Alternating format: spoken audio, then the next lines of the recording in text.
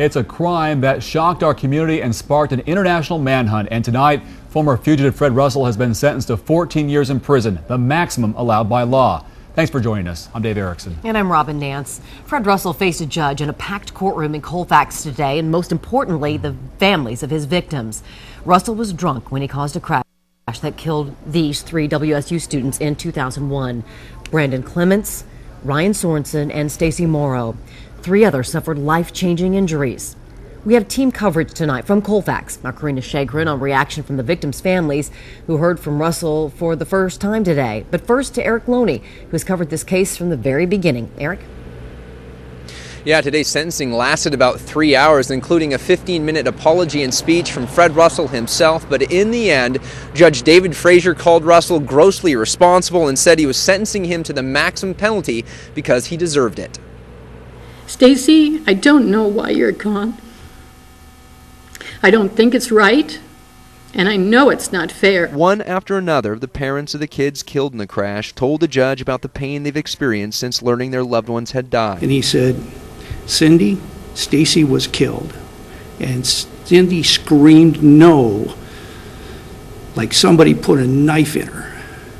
And it's still that way. In the months following Brandon's death, all I wanted to do was die so I could be with him. Just say, I'm sorry, you guys, I screwed up. Accept responsibility and just let us go on with our lives. Crash survivor Matt Wagner asked for an apology and got it. Matt, I'm sorry. You waited too long to hear that. Would have swapped places with him. That's probably no comfort, but it's true. Saying I'm sorry is never going to be enough. So if there's something else, I'm available forever. I don't know what it would be, but I'll try my best to do it. Now, Russell can get 25% of his sentence chopped off, so just over 3 years for good time in prison. Today, at the end of the sentencing, they also dropped a forgery charge against Russell.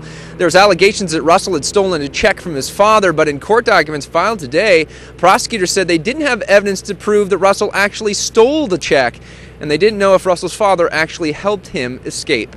Reporting live in Colfax, Erik Loney, KXLY4. Thanks, Erik. Well, many family members and friends of the victims were in Colfax today and addressed the courtroom before asking the judge to impose a maximum sentence. Some shared stories about the children they lost. KXLY4's Karina Shagren continues our in-depth coverage with reaction from some of those families. Karina?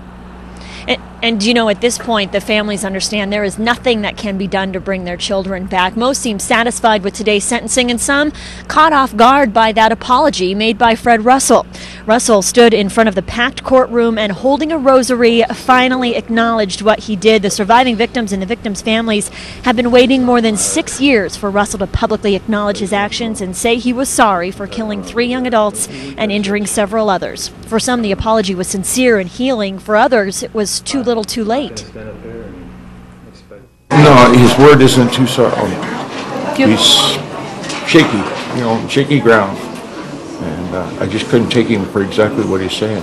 Our system doesn't allow someone who may be truly sorry to say anything to the victims. And we've been waiting 6.5 years to hear this, and it was nice that he tried. That helped me tremendously. I can't even say why, but it did. That really helped. More than me getting to say what I had to say. Him standing up there and apologizing, and that helped tremendously.